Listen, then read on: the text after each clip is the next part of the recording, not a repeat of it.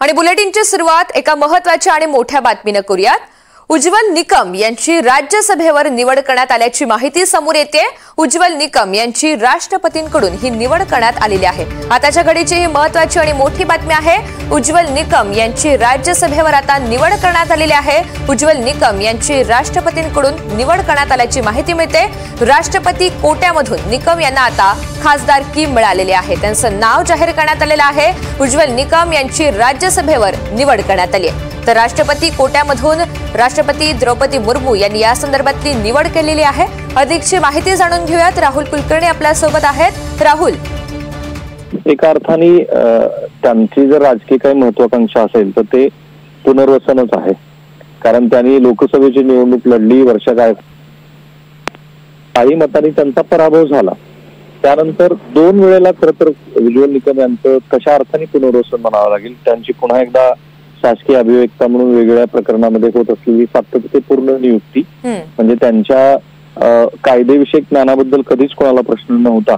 जसं त्या बीडमध्ये संतोष देशमुख यांच्या प्रकरणामध्ये ते विशेष वकील आहेत आणि आता ही त्यांची राज्यसभेवरची निवड, याचा अर्थ असा की त्यांच्या ज्ञानाचा सत्ताधारी पक्षांना असं वाटतं की आपल्याला उपयोग करून घ्यायला हवा आणि त्या दृष्टीनं ही निवड झालेली आहे। राज्यसभा हे वरिष्ठ सभागृह आहे।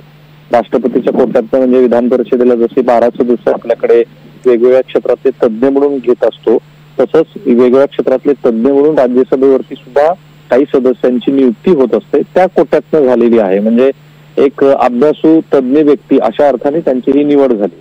आता याचे राजकीय परिणाम काय होतील तर अर्थातच भारतीय जनता पार्टीशी जे लोक लॉयल आहेत त्यांना पक्ष योग्य तो सन्मान करतो हा पहिला संदेश जाईल। दुसरं, ते ज्या उत्तर महाराष्ट्रातून येतात त्या जळगाव जिल्ह्यामध्ये स्वतः गिरीश महाजन हे मुख्यमंत्र्यांचे खूप जवळचे आणि राजकीय दृष्ट्या सक्षम असलेले नेते आहेत। उत्तर महाराष्ट्रामध्ये भारतीय जनता पार्टीचा प्रभाव हा राष्ट्रवादी एवढाच तोलामोलाचा आहे। सुरुवातीला राष्ट्रवादी काँग्रेस फार पुढे होती। अशा वेळेला उज्ज्वल निकम यांची निवड होणं हे एक राज्याच्या राजकारणाच्या दृष्टीने एक महत्वाचा भाग आहे। तो म्हणजे पूर्वी एक अशी टीका व्हायची की भारतीय जनता पार्टीमध्ये जे लोक येतात आणि त्यांचा पुढे सन्मान केला जात नाही, तर हा एक मोठा सन्मान आहे।